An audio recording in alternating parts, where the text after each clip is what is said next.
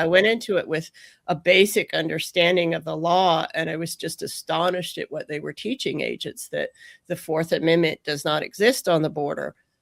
People do not have the right to protection against, unwarranted searches and seizures from us immigration agents. We are told that we have more power, and the Constitution, and as far as the Fourth Amendment, the Fifth Amendment, not to implicate yourself in crimes, and even due process of the 14th Amendment just don't exist for immigrants. And that's the way that we are trained. We are trained that we can racially profile, and we've been trained that since 1924.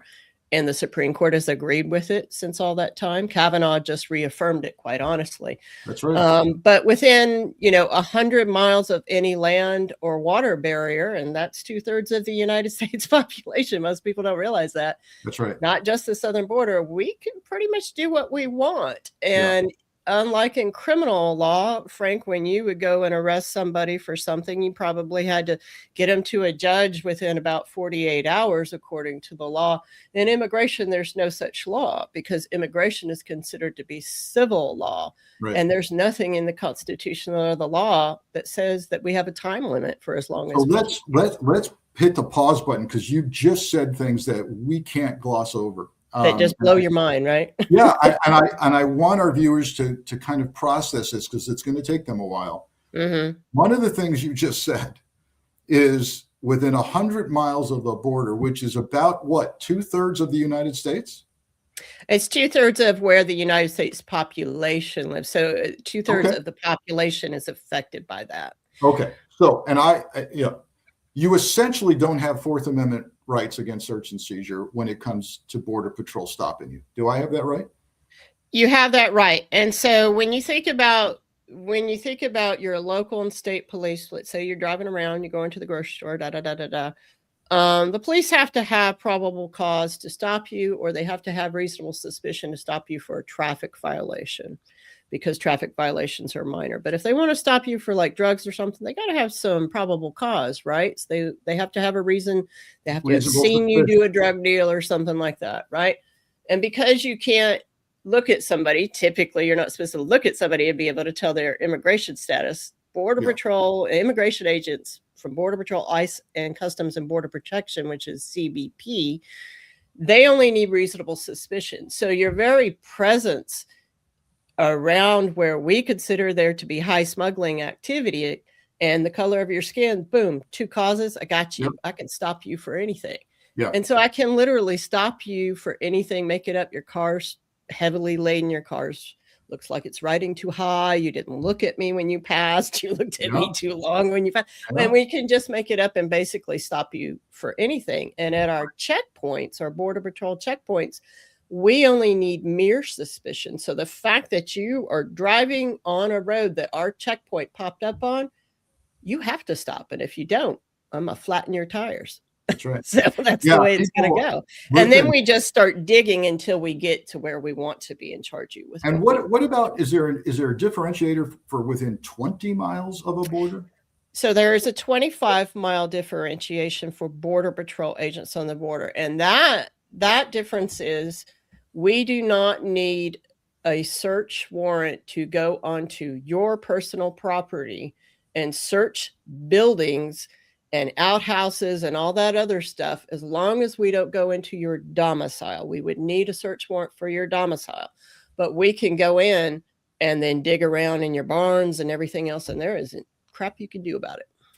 I'll never forget, I was the special agent in charge in the Cleveland FBI field office, so I had all of Northern Ohio, and you talk about learning something, and I'm just like a week or two into the job. So I'm learning the domain. What do we have and all that. Somebody comes into my office and he goes, "Hey, boss, the Border Patrol did a car stop and they found something interesting they want us to take a look at."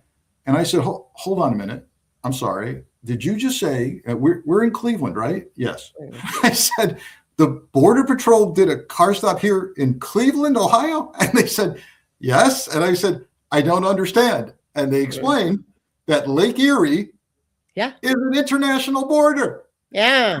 And So it Border makes all Patrol, the, like, Chicago's a border town, Washington, yeah, D.C. is a border town.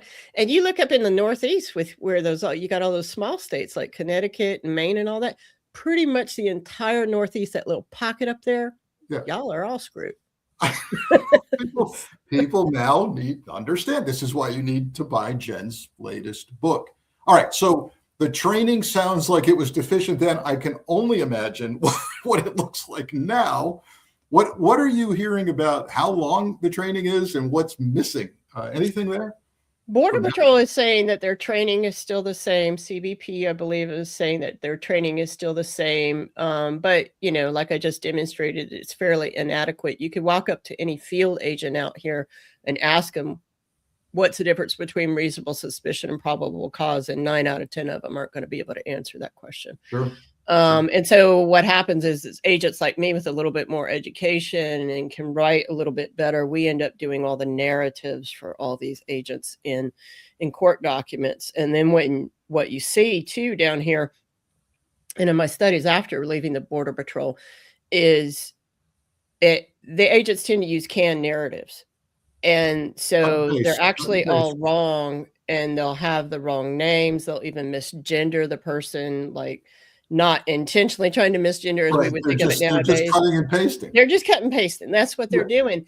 And so what has happened in the immigration courts and even in the U.S. district courts and so forth is there's this, what in legal terms is, as you know, regularity, where we're presumed in our documents to be telling the truth. And the courts presume that and assume that. And the attorneys involved in the cases assume that, and they never call us in. So I've never been called in as a Border Patrol agent to testify about my testimony. We are just believed because 99.9% of the people that we are making these charges on have committed the crime of sneaking into our country in the middle of the night, and all the propaganda that's around that. And they've trained everybody to think that there are legal ways when there really aren't, and there haven't been. And so there's a prejudice. There's a prejudice there among the courts, especially in immigration and stuff. And the idea is, well, these Border Patrol agents have a hard job and this and that and blah, blah, blah. And they just let us get away with it. But what you're seeing now is when they come into your cities, that's just typical Border Patrol behavior when I see it.